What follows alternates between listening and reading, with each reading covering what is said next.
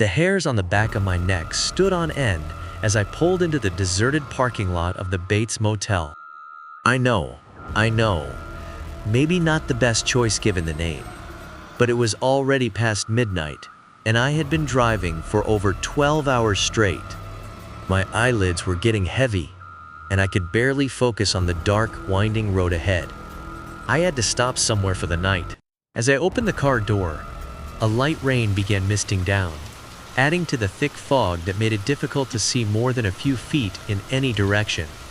With my duffel bag slung over my shoulder, I made my way towards the office, its flickering neon vacancy sign cutting through the mist like a beacon. The door let out a long, ominous creak as I stepped inside the musty lobby. Behind a greasy glass partition sat an old man with beady eyes and stringy hair, picking at a scabby blemish on his cheek. He smelled like he hadn't showered in weeks. "Can I get a room for the night?" I managed to croak out, trying not to gag on the thick stench of mold and cigarette smoke that hung heavy in the air. The clerk eyed me suspiciously, looking me up and down like a piece of rancid meat. "You sure you want to stay here, buddy?" he rasped, raking a hand through his limp, greasy locks. "Not a lot of, nice folks come around these parts, if you know what I mean."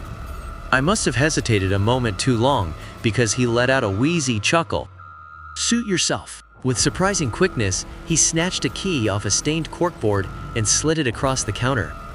"Room 109. But don't say I didn't warn you." The hair stood up again as his bony fingers grazed mine. I could have sworn his nails were caked with dried blood. I pulled my hand back like I had been burned, fumbling to catch the key before it clattered to the floor. Thanks," I stammered, turning towards the door and hoping I didn't look as rattled as I felt. "Oh, and buddy?" The clerk's voice stopped me with my hand on the handle. "You may want to, get a nice quiet room while you still can, if you know what I mean." With a sinking feeling, I pushed through the door, jumbled thoughts racing through my mind. What did he mean by that? Was he threatening me? Or just a weirdo trying to get a rise out of me? I did my best to push it from my mind as I made my way down a dimly lit path towards the rooms, the occasional street lamp flickering past. I couldn't wait to just get some sleep. Maybe things would look better in the morning.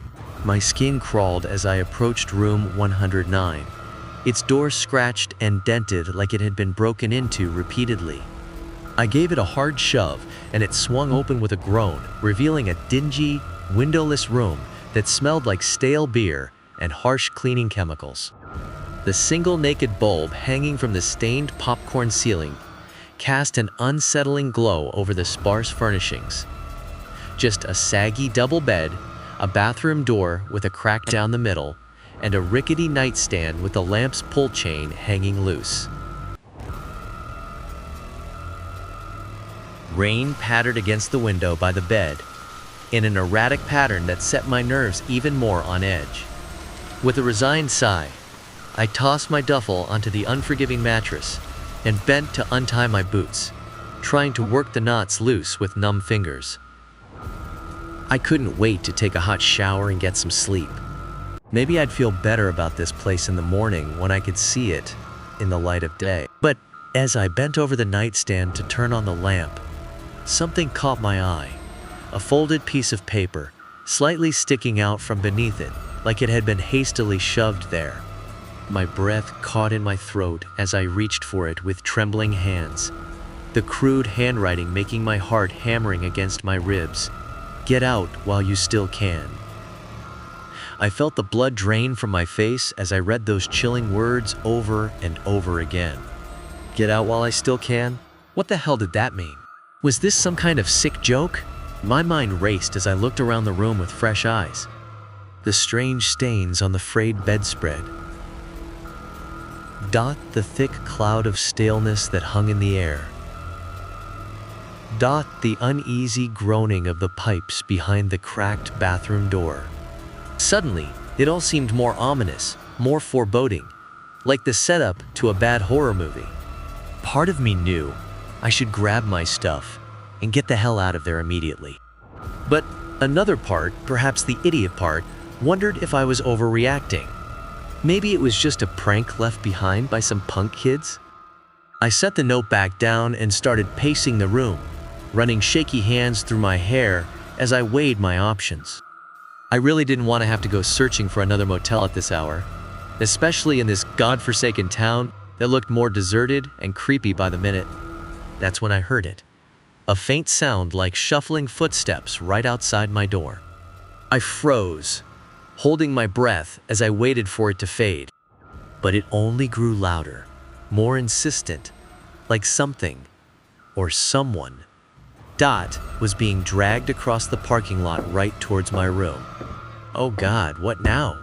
My heart pounded, sweat beading on my forehead as the shuffling stopped right outside. For a few torturous moments, everything was quiet, too quiet. Then came the unmistakable sound of the doorknob turning slowly, jiggling like someone was trying to get in. I looked around wildly for anything I could use as a weapon, my eyes finally landing on the cheap metal desk lamp. Ripping it from the wall, I raised it above my head, steeling myself as the door creaked open with an ungodly groan. All I could see was darkness beyond it, but I could sense a large presence hovering there, and as brave a voice as I could muster, brandishing the lamp like a baseball bat. I have a weapon, so stay back. A deep, gurgling chuckle came from the shadowy doorway. I tried to warn you, buddy, a raspy voice hissed out. But you didn't listen. That's when a rancid, inhuman form began emerging from the blackness. A twisted, hunched creature covered in putrid boils and oozing sores. I screamed until my throat was raw, backing up until I slammed against the wall, lamp raised for whatever good it would do. The thing took another shambling step forward, yellow eyes glowing as it opened a maw filled with rows of pointed fangs. There's no way out now, it rumbled, raising a greasy, taloned hand towards me. You're never leaving this place alive. My blood-curdled screams echoed down the dingy motel hallway as the monstrous creature advanced, its putrid stench filling my nostrils and making my eyes water.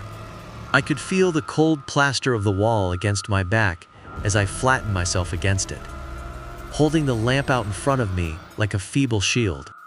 Stay back, I managed to choke out, my voice dripping with primal terror. I'm warning you. The beast let out a gurgling chuckle that turned my blood to ice water in my veins. Its yellow, feral eyes bored into me as it took another lurching step forward, greasy talons extending towards my throat. There's no warning me, little man, it growled in that same rasping voice from the doorway. You should have listened when you had the chance. Suddenly, the overhead light began flickering wildly, casting the creature's twisted form in sporadic bursts of sickly green illumination. With each flicker, its body seemed to contort and undulate in unnatural ways, boils pulsing and legs bending at grotesque angles. I wanted to run, to flee, to escape this waking nightmare, but I was paralyzed, petrified in the deep-seated way only a truly primordial part of the human brain can experience. The flickering lights grew faster, more strobic, practically hypnotic. I could feel my mind untethering from reality, swirling into the dark recesses of madness. That's when the lamp began growing unbearably hot in my trembling hands. My fingers spasmed, tendons twitching as I lost my grip, watching in horrible slow motion as it crashed to the floor in a shower of sparks. The last thing I remember seeing was the creature's mouth stretching impossibly wide, rows of fangs extending as I plummeted into the abyss. Its guttural roar of triumph reverberated through every fiber of my being just before the lights went black. I don't know how long the darkness lasted. Seconds, minutes, hours, years? Was I still in that rank motel room, or had I crossed over into some other plane of reality entirely? All I knew was the feeling of icy tendrils encircling my mind, worming their way into my consciousness like eels wriggling through mud. Eventually, my vision began flickering back in fragments, slivers of dim, flickering fluorescence struggling against the void. As my other senses slowly returned, I became aware that I was laying on the prickly, smoke-scented shag carpeting, my cheek mashed against the rough fibers. That same gurgling, inhuman voice was whispering menacingly, somewhere in the gloom. Finally awake, I see. Was worried I roughed you up too much for my plans. A cold chill shot down my spine as something slick and sinuous slithered across the back of my neck. I opened my mouth to scream, but no sound would come out. The thing's rancid breath was hot against my ear as it leaned in close. Don't worry, I'm not gonna kill you. At least, not right away. You see, I have much bigger plans for you, my friend.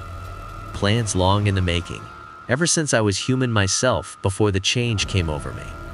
Ever since I was trapped here, cursed to feed on the unsuspecting souls who wander into my lair. It paused, as if relishing my mounting horror, then continued in a ragged whisper.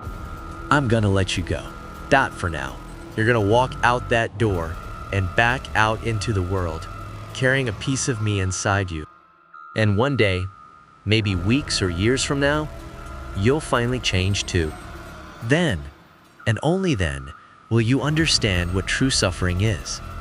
I squeezed my eyes shut, receding into the deepest corners of my mind to escape this evil presence violating my every fiber. But I could feel it burrowing in, etching its dark tendrils into the very foundations of my psyche. And I knew that no matter where I ran, no matter how far, this curse, this thing, would follow me to the ends of the earth. Forever.